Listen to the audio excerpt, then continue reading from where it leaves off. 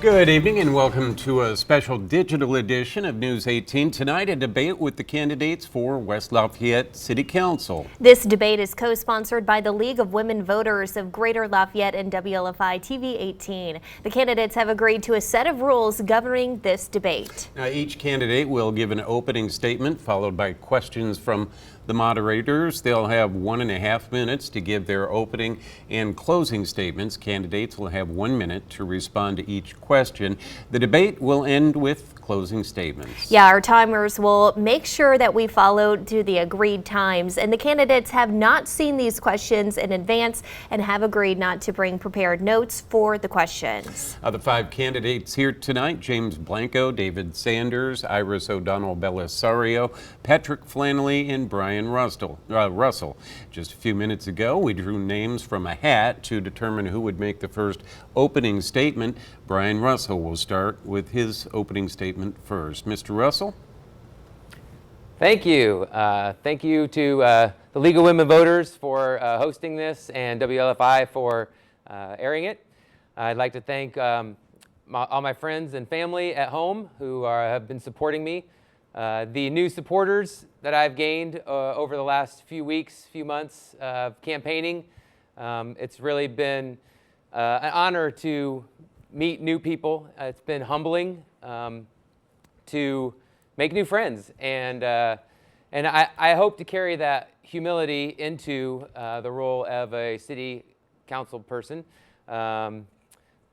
I don't know everything, but I'm going to learn from others. There's a lot of bright people in our city, and I'm excited to get to work and meet everybody. I also want to bring a spirit of collaboration to the council. Unless my math is wrong, at least one Democrat is going to get on the ballot or get into the position, so there's going to have to be some collaboration. And really, when I think about myself, you have the blue over here and the red over here, and if you kind of imagine a Venn diagram where they cross and it's sort of purple in the middle, that's where I see myself. I feel like I am very willing to work with everybody that's at the table, so I'm excited for this challenge.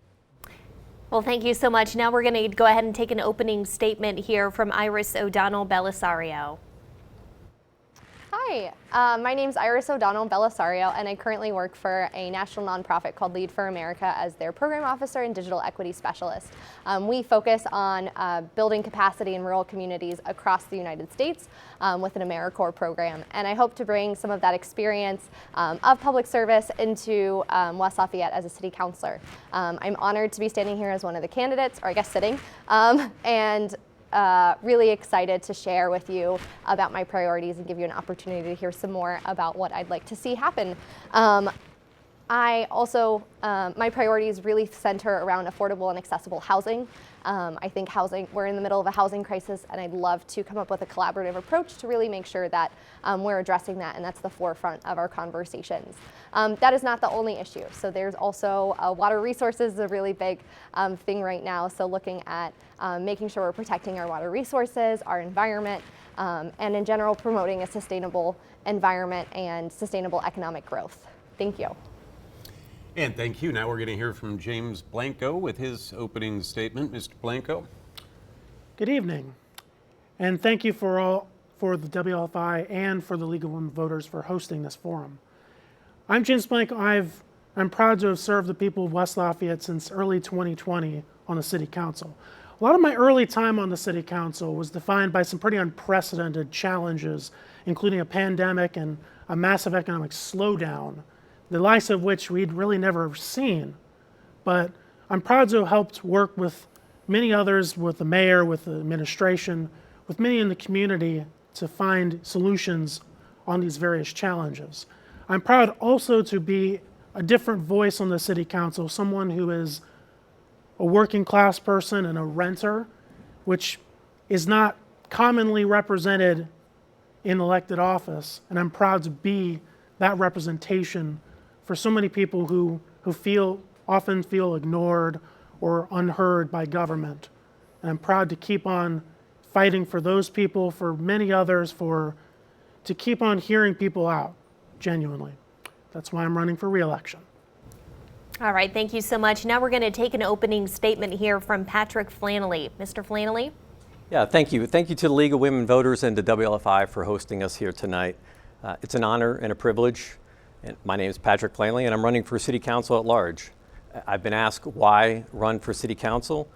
After serving our community for 27 years in law enforcement, the last 10 as the Chief of Police, I wanted to bring my proven leadership and that experience to City Council. I've been fortunate to work with two great mayors, Mayor Rosworski and Mayor John Dennis, not just in their capacity as mayor, but also in their time as police officers. So I feel very, very humbled and blessed to have had that opportunity.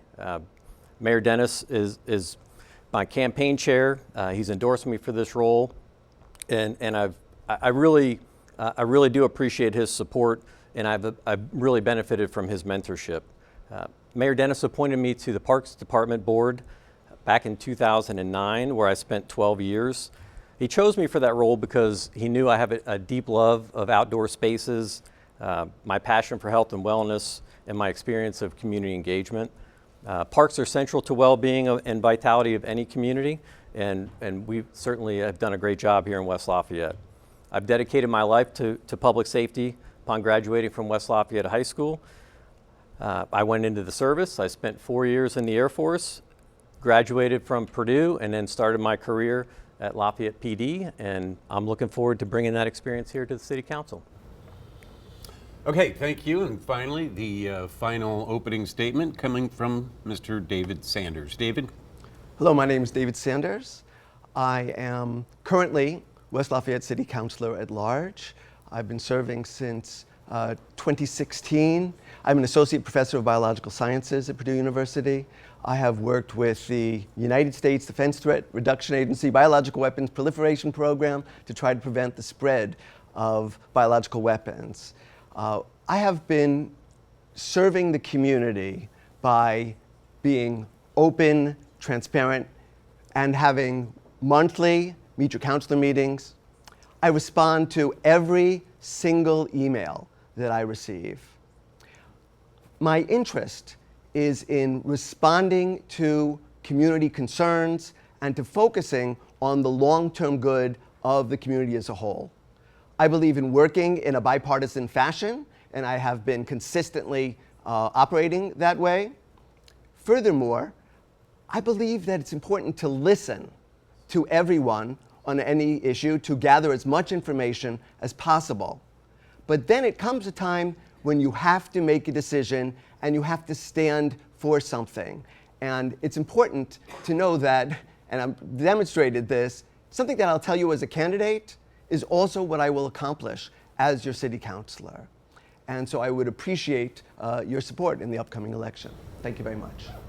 All right, thank you. And let's go ahead and get to our questions here. First up, safe, available, and affordable housing are issues in West Lafayette.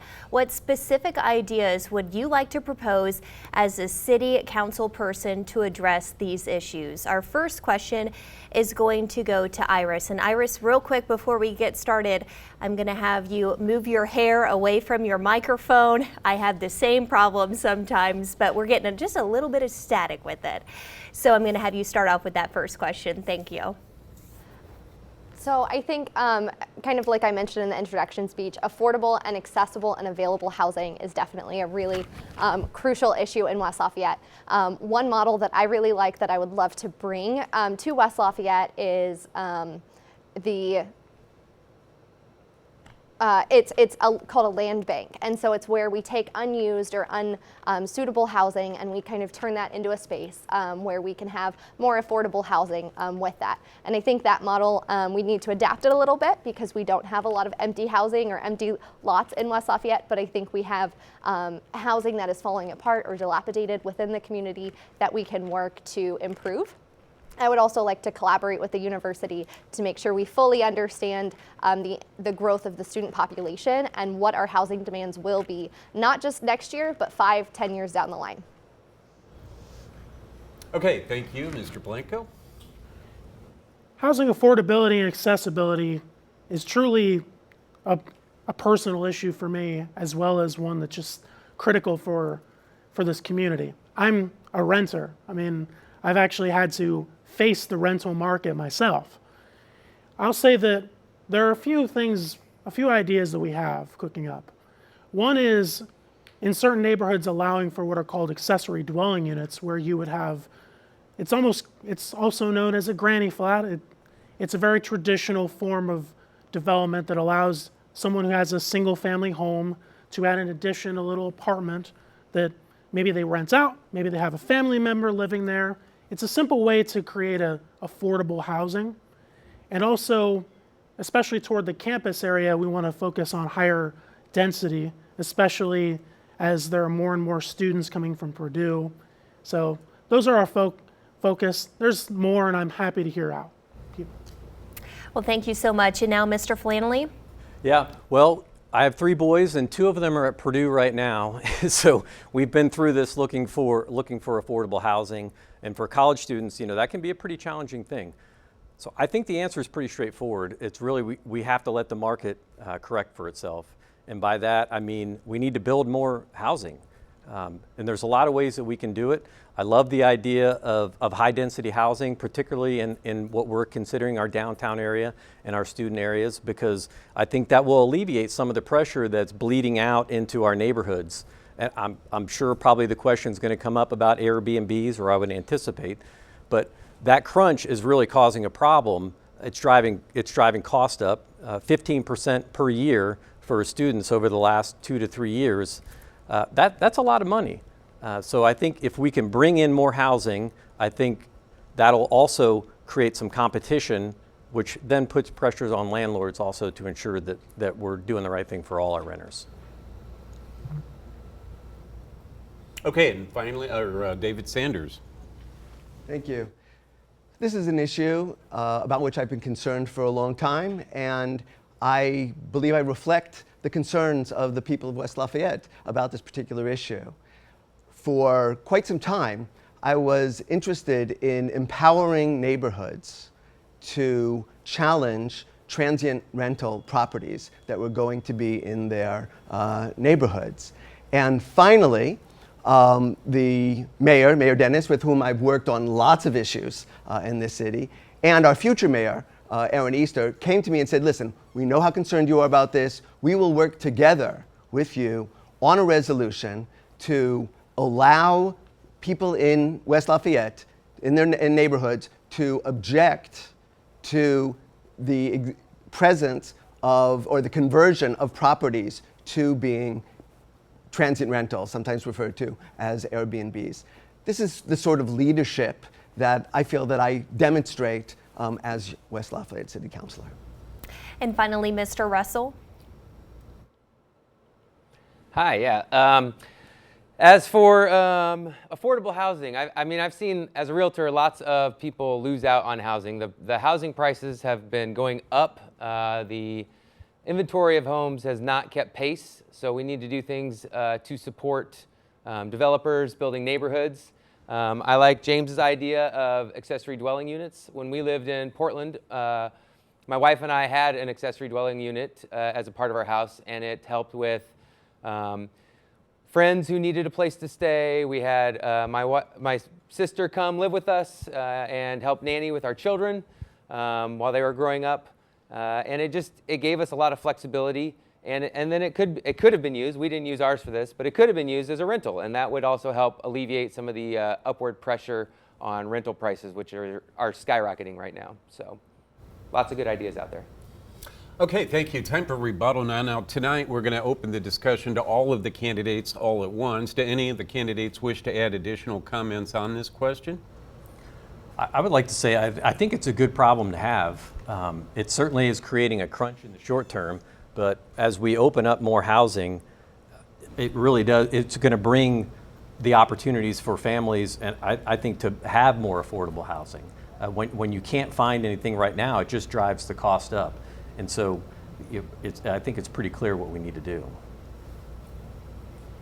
And Mr. Sanders?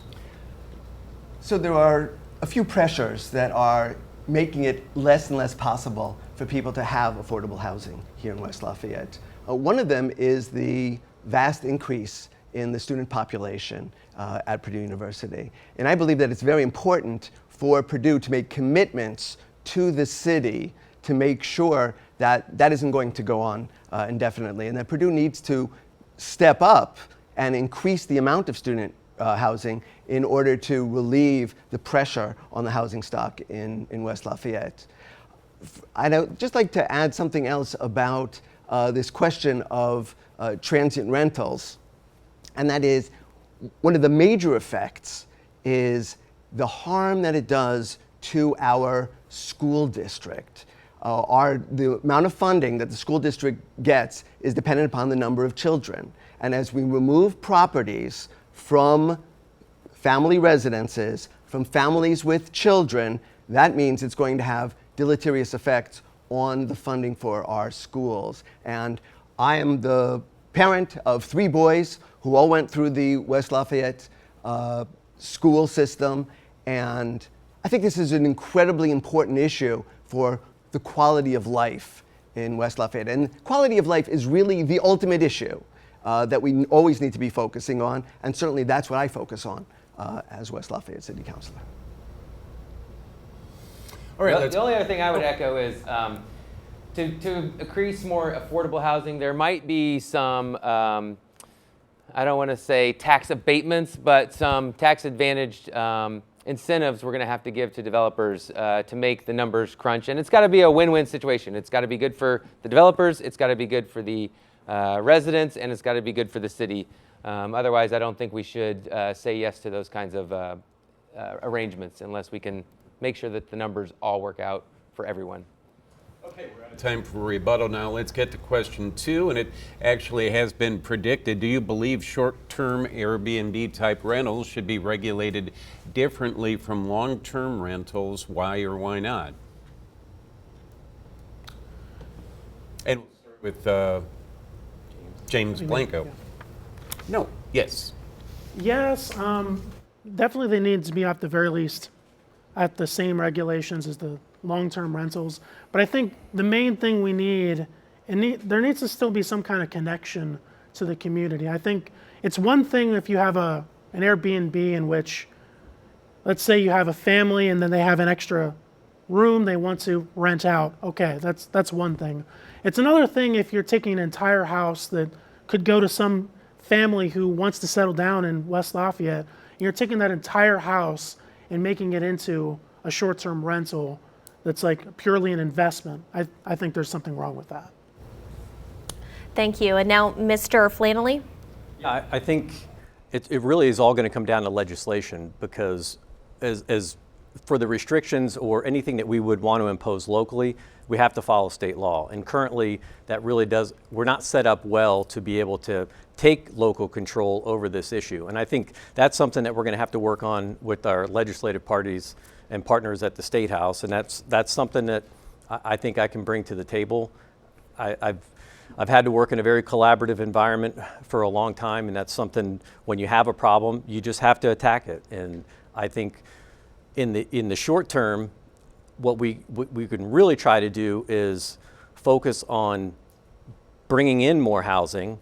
Of course, that's going to take a little bit of time, but I am concerned about single-family homes being taken over as Airbnbs, because it is pulling from our school system, and we want to make sure that we keep that intact and really don't jeopardize some of that issues that we're having there. All right, David Sanders. Really, I'd like to make 2 points. The first one is that they shouldn't be regulated differently when we're talking about inspection for those rental properties. And I believe we need more resources to make sure that our rental properties are safe for the residents. So in that sense, they shouldn't differ. But in the other sense, as I said, I'm interested in doing whatever we can to empower neighborhoods to confront the issue of conversions to transient rentals. And I've also been involved in trying to stop the state preemption which has occurred over and over to local ability to confront various issues. And in this, I've actually represented this, Mayor Dennis and the City Council on issues at the State House, for example, and successfully been able to prevent additional examples of state preemption. Thank you. And now Brian Russell. Yeah, I think the Airbnbs should be regulated a little bit differently from the long-term rentals. The inspection-wise, again, I agree that they should be safe homes, and I think that most of them are. I don't think the typical Purdue party house is sustainable for both the neighborhood or the owner. Just trying to rent it out 6 times a year is not something that can be a good plan for somebody investment-wise.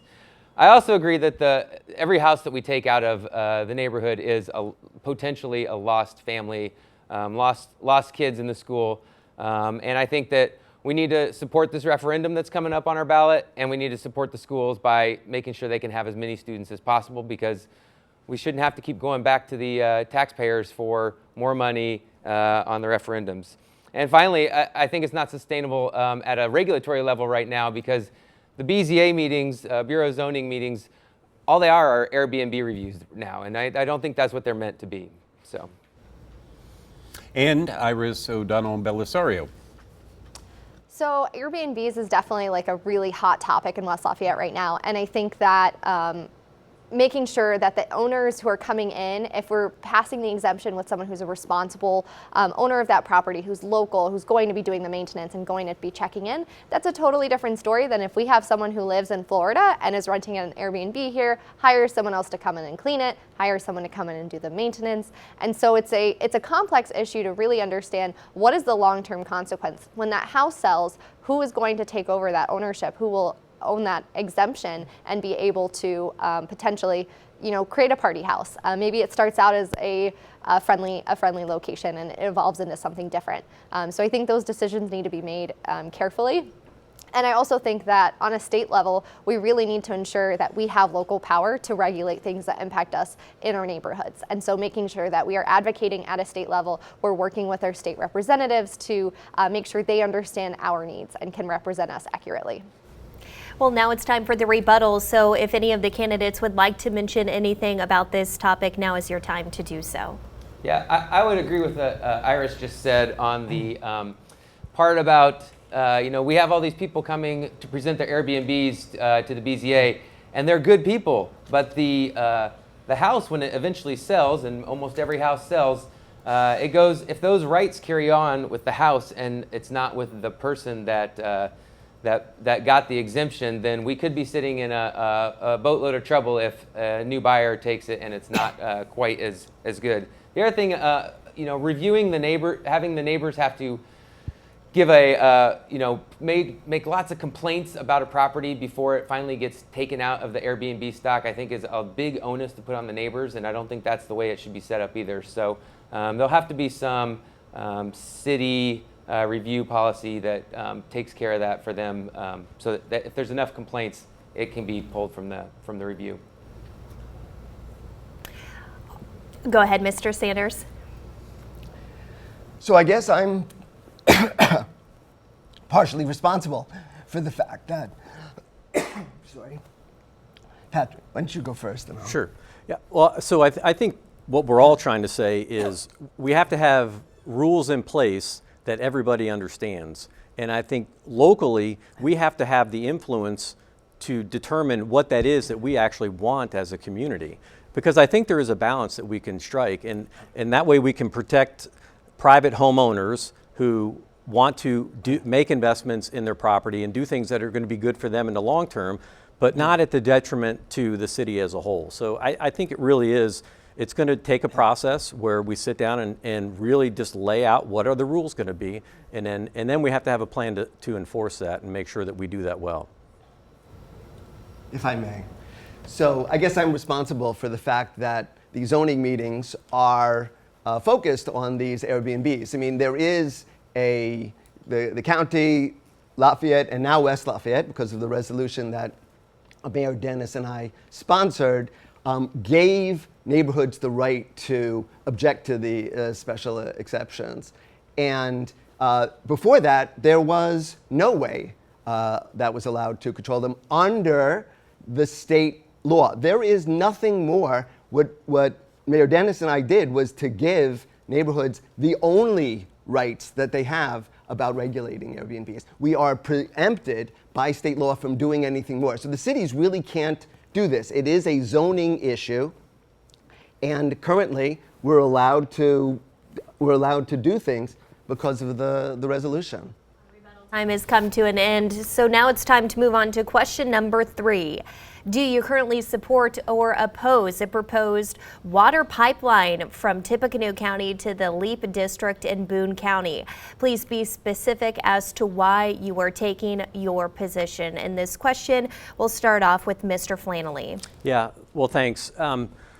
You know, when this project first got posted, I took a picture of myself drinking water out of my garden hose, and it just seemed like a pretty innocuous thing, like something that anyone could do at any time.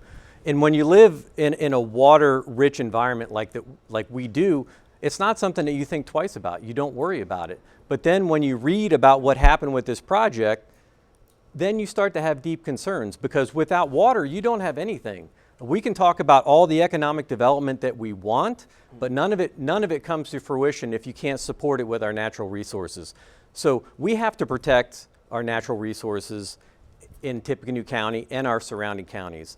And I think the main objection here is that people want the economic development, but they don't like the way that this went about, and that we seem to find out about this at the 12th hour when a pipeline is being built. We haven't had independent evaluation. We need third-party independent evaluation. Until we get that data, it's hard to support anything without knowing. David Sanders. So I oppose the proposed water pipeline from Tippecanoe County to the LEAP District. I have been a vocal opponent of this. There was a complete lack of transparency and a lack of planning. It doesn't make any sense whatsoever to plan on a development that requires lots of water in a place where there is no water. So here in Tippecanoe County, we are blessed with the Wabash River, and it is important for us both economically that this pipeline not go through, as well as ecologically. I have been focused on issues of sustainability, of protecting the environment for many years, and this pipeline goes against all of those principles. So I'm firmly opposed to it, and I've been organizing people to oppose this pipeline. Mr. Russell? Yeah, I also oppose the pipeline. I applaud Mr. Sanders and Mr. Blanco for putting forth the resolution at a recent council meeting opposing it officially.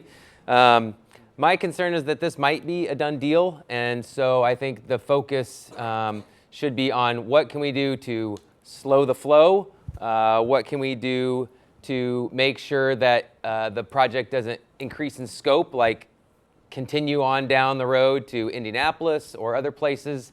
I think we really have to protect our water at all costs, because without water, there's no life. So that's my focus, is trying to do something that we can slow this flow down and make sure that this doesn't happen to other communities in Indiana in the future, and that this is a one-time thing and then no more after that. Iris O'Donnell-Belisario. So I definitely oppose the proposed water pipeline from Tippecanoe County to Boone County. And if you look at that issue, it's, we don't necessarily think that the amount of water that this one project is going to need, but it's setting a precedence that other organizations, other companies can come in and take our water. And that means that, as we have a growing population, we're having increased housing. We're also predicted to have an increase in industry coming to our area. So our water demands are going to increase. Will we be able to meet what we have in our community already if we're taking this excess from our community? I think the other consideration is, the city is very limited in what they can do here. It's not necessarily